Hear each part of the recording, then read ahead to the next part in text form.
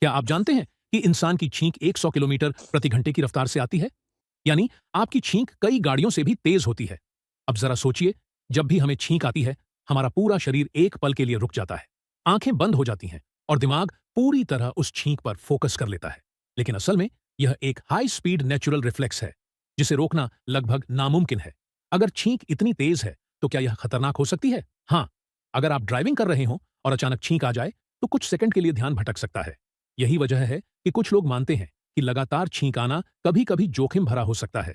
तो अगली बार जब आपको छींक आए, तो याद रखिए, यह साधारण नहीं, बल्कि आपके शरीर का एक सुपरफास्ट हाई स्पीड मैकेनिज्म है।